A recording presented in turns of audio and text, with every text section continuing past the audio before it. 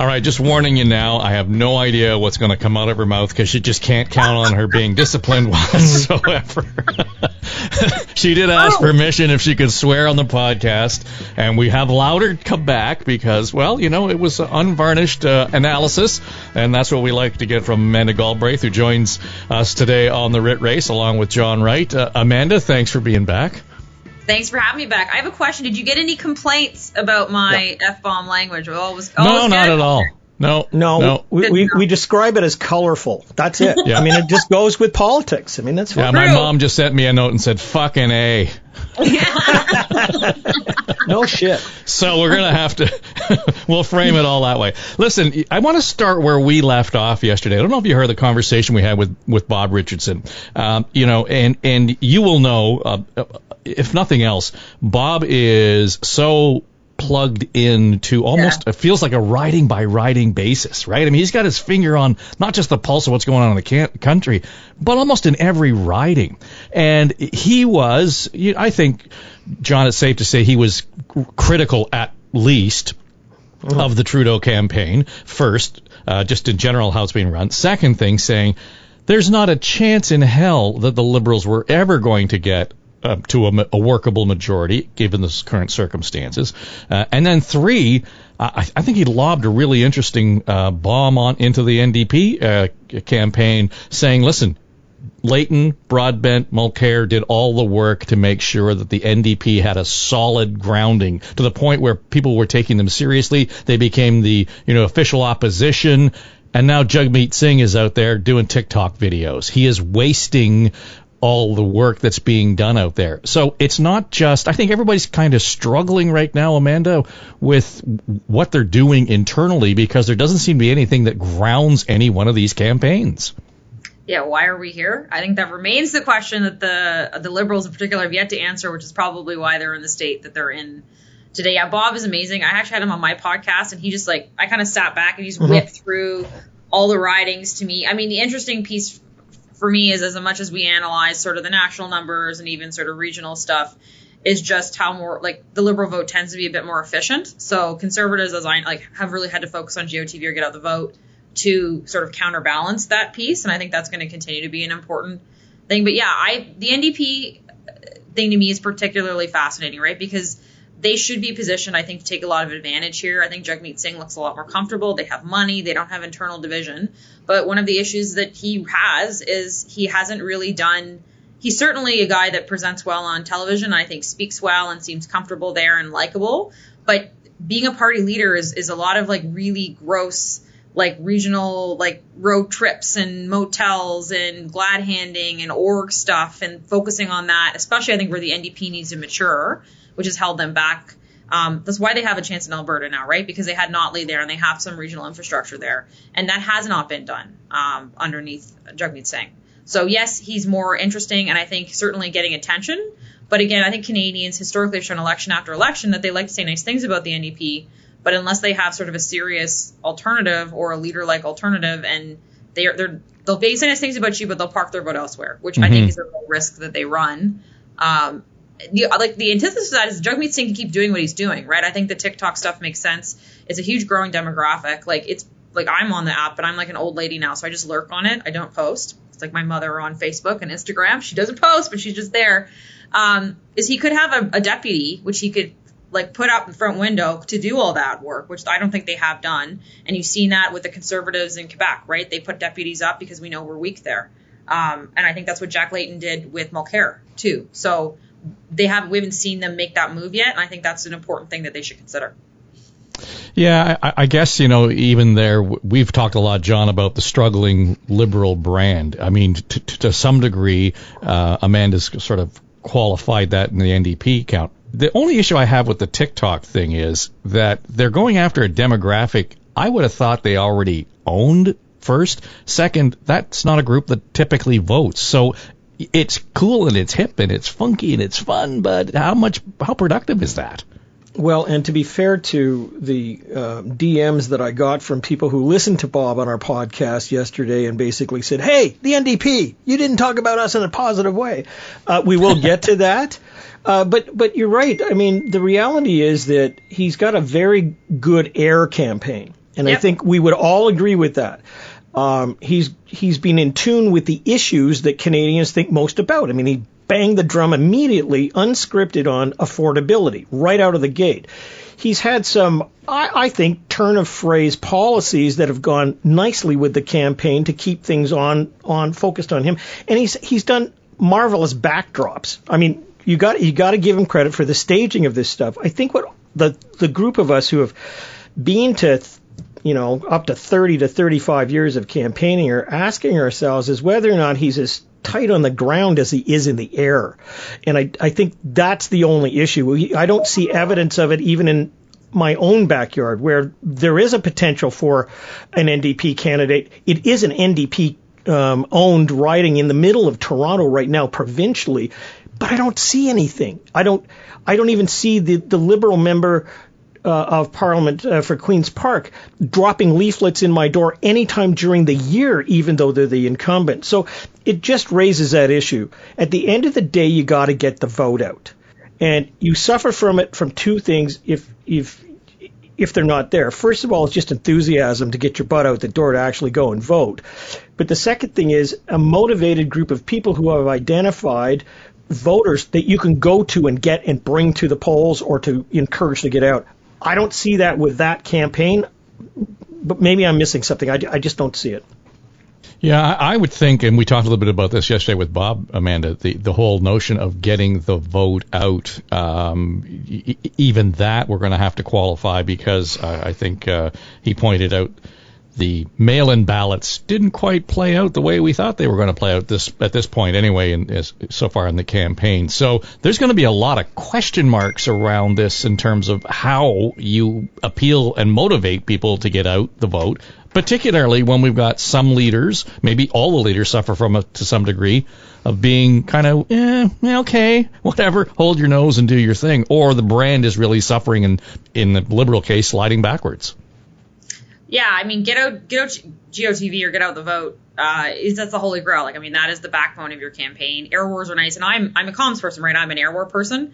If you don't have an air war and you have a good GOTV, like you're okay. But if you have a great air war and like shitty GOTV, you're hooped. So, last week of the campaign, they basically empty out the comm shop except for like one or two people and ship us all out to go do like actual groundwork and ground game work. So that's, where, as we're like literally at the midpoint of this campaign, right? We're halfway through the third week, like, week and a half, 2 weeks post-debate, like they'll do some post-debate stuff, but they're going to be shifting into that gear pretty fast. I think the mail-in ballot to me is going to be very interesting to see how that works. And also just how if there's a lot of them, which there may very well be, how we process that as a country, right? I mean, watching the U.S. election, we were all primed to know, like, oh, this is going to take a while, these votes are different, and it doesn't matter, right? As like, I'm going to be live all night and the next morning covering this. I'm sure you guys will be places too. And as a pundit, you're filling time and you're reporting on what's in front of you, which is going to probably be, Liberals ahead or Conservatives or whatever, because their votes are going to go in different places. And even if we're conditioned for it as a country, we may not have those results till the next day or a couple days later, especially on a couple swing ridings if it's going to be tight. Because right now, like with the way the tracking numbers are at, like we're pretty much at a statistical tie. Like if you want to look at it in different ways, like Conservatives have some momentum, but not that much. So if we're that tight, we could not know, which will be gold for me and really fun, but crazy at the same time. Well, but the other thing too is that those ballots, of which I think they've said 300,000 have been picked up, they aren't structured in a way where you've got the list of candidates. I mean, we still have candidates. I think I saw 2 Conservatives in the last 24 hours who said, just great that I've been able to announce today that I'm the candidate in. So these are all not just mail-in ballots, but they're write-in ballots, and it's like an open space. I mean, you can see people with crayon writing in, jug meat instead of jag meat, and their vote is spoiled. It doesn't count. So, I mean, it's going to take a fair bit of work to find out who's in your riding, what party they stand for. And at the best of times, trying to get people out to a school, of which even the Catholic school in Toronto, the Catholic school board, last night said we don't want polling booths in our schools because it might bring COVID. Come on, really. But the whole turnout issue is I think just one big wild card in all of this. It may make the polling look ridiculous because it assumes that when you're going to vote for somebody, you actually go out and do it. And I'm not sure that that's going to be there this time. Well, as you talk, John, it just occurs to me that maybe if the mail-in ballots require that much homework, that perhaps as the pollster, you will be weighting them more heavily than those that are given an X at the ballot box. Yeah, but you know what? And Amanda would know this, too, that there's core groups for every political party that go out and vote. The conservative voter, for instance, tends to be 55 plus with a certain amount of taxation that they get, and they want to go out and make sure that they're protected with certain things, but they're more likely to go out. They're motivated to go out. Well, okay, so we're September 20th. So there's an outbreak of COVID in their neighborhood. So, it's bad weather. Okay, so those older people, maybe double vax, maybe not, say, I don't think I'm going out. Boom. There's that going. Younger people, okay, well, we got universities now that don't have voting booths on campus. There's that 2015 Liberal vote sucked away, and you're now saying, I hope they get out, to the Dairy Queen and next door, make the vote happen. I mean, there's a number of different hurdles now being placed on people that are more than when you answer a poll from somebody that says, are you going to go out and vote? And you say, yes, I will. Well, we'll see. And I'm not sure that we're going to have the same numbers that we've got in the polling polls right now, on election day. Today was the soon-come day on the Liberal campaign, Amanda. The Liberals finally releasing their long-promised platform, considerable amount of money being spent in new spending. And I think I heard one of the questions put to O'Toole about it vis-a-vis the Liberals are committing to set up a specific transfer payment to the provinces to fund accessible abortion services. That's kind of down in the weeds, but it really is one of those poison pills, because now O'Toole has to answer that at every avail that he's going to have with media. I thought he answered it the right way. I didn't think he kind of got off track, but it just seemed strange to me that they would put that in a platform as opposed to some broader vision, that they're really trying to have a wedge issue in the platform itself. Yeah, I mean, there were a couple poison pills in this thing, right? So it was 82 pages, $78 billion in new spending. They had some poison pills on abortion, right, with the Canada Health Act, some reforms to that. I mean, Aaron O'Toole's already come out and said he would strike a new deal on the Canada Health Act, increase, I think, by 6%. So they're sort of fighting for who's going to give the Canada Health Act more stuff. I think they've tried throughout this campaign, as we've seen, which they always do, to, label the Conservatives as anti-choice, anti-LGBTQ. Aaron, to my mind, has done actually a pretty good job of sidestepping or like most of that stuff. I don't think it's sticking broadly, like beyond people that already generally believe Conservatives are knuckle-dragging evildoers, and we'll park all those folks there. They've also got some poison pills on guns, too, which is also true because the Liberal record is a bit mixed on that. But we saw them pre-writ running government-paid ad campaign about all the great things they've done for gun control, which is highly questionable given we just had a shootout in Yorkdale. So I'm not really sure what all this stuff is doing to achieve. So yeah, to me, it makes sense that they put that in there. That's where they want to drive the conversation. As much as they were sunny ways last time, I think they have to go negative. They do not have a choice if they're going to retain government. They cannot, as we've seen for the last week with protests and everything else, and even I think depressed votes for them. What people are hearing at the doors, what I'm hearing for Liberals, but they're at the doors, is that people are not motivated by Justin Trudeau. I like the local candidate, not too wild about PM anymore. And part of that is 6 years of governing, right? You're just less shiny. But I think what they haven't demonstrated they've done is adjusted their campaign style. They're still walking around like he's a celebrity. He's not a celebrity. He's a leader. He's a tarnished leader like all the rest of us. We're dragging him back down to earth. He has to walk amongst the rest of us, troglodytes or whatever, and he has to figure out how to campaign that way just like everyone else. And I think we're watching that party, them do it live on TV, which is not a good way to experience that for the Liberal campaign, but they seem to have at least arrested their great slide. Whether they flipped some momentum forward is an ongoing question for me. I also just generally find platforms to be silly from a modern term. They're for the media. They're not for the public. Real people don't read these things. The Conservative one was 180 pages. I get their strategy there, which was we don't have a hidden agenda. We have the most detailed agenda ever on things like puppy mills and an 11-page section on Indigenous reconciliation. But, I think this will come and go. It's a restatement of a lot of their budget, which passed the House of Commons anyway. So we'll see if they're able to drive the wedge a bit more with those two, the gun control issue, which I'm guessing we're going to hear about more in the coming days, and the Canada Health transfer. Yeah, John, but to Amanda's point about those two, abortion and gun control, I might have missed something, but I don't ever remember beyond that media discussion anybody coming up to me and saying, that's why I'm going to vote because of abortion or gun control one way or the other. No, there's that word called trope. It is what it is. It's a bunch of stuff that's hauled out, and I think most Canadians know, and it's part of the conservative strategy, is that you talk a good game, but there's really nothing there. I mean, most Canadians, when you ask about, controlling guns, they don't say in my backyard, they say over the border. I mean, that's where they think it's coming in, and there's nothing being done in it. I think to Amanda's point, and I'll give a little preview to a poll that's coming out tomorrow that I've done. The Liberals have a floor of about 27%. Those are the people that would go to them right to the trenches and be with them and are gonna vote. Okay, but that's way less than what you would expect to get. What's their ceiling? It's about 37%, which you need all of those people to go out and vote for you in order to get a majority, because it's around that is when you get it. And what the polling is showing is this weak brand. It's anemic. And I think, again, Amanda, you hit the nail on the head. I think you can read into this that the leader of the brand is the party leader named Trudeau. And we saw under Chrétien when that happened to him, but what they did was they actually put up the whole idea of the Liberal team.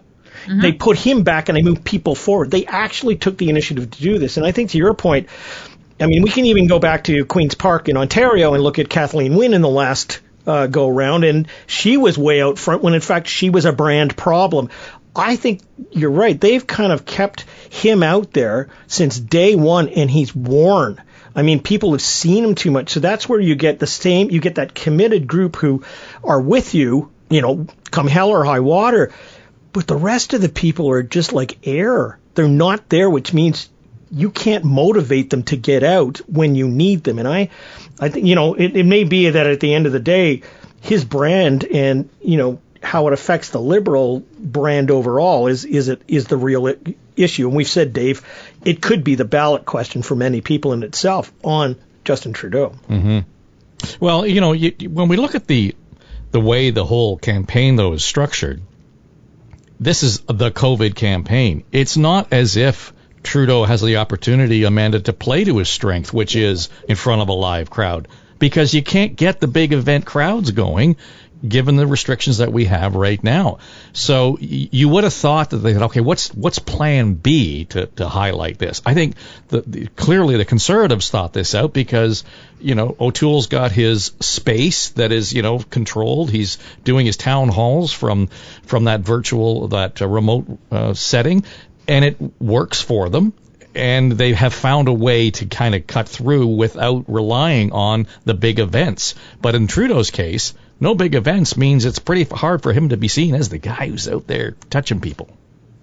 Yeah, when you've got a campaign that's a tour that's, and I know some people doing a Liberal tour, they're really good at what they do.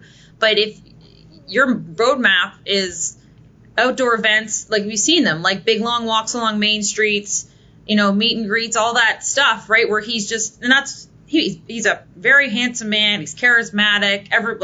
We just want to stick him out and look like he's beloved. Like, okay, fine. But the problem is then you risk, like all campaigns when you're in government for 6 years, you're going to get protested. You're going to get people taking selfies. I don't know if you guys saw the Six Buzz video where the young man goes up to the Prime Minister's like, can I take a selfie with you? He's recording.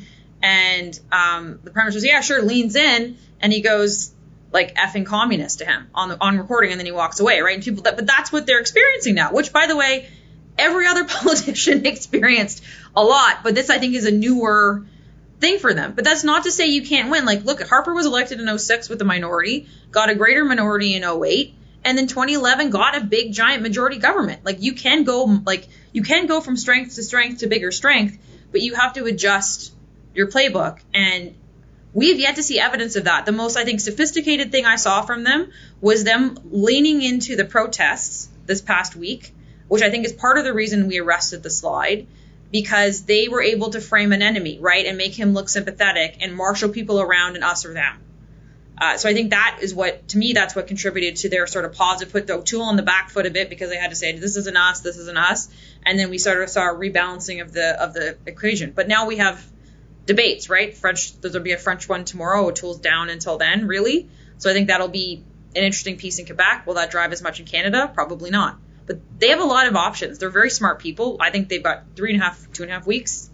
So we'll see what they do. Yeah, well, it was Bob's view that, there's still runway here for them to turn this around.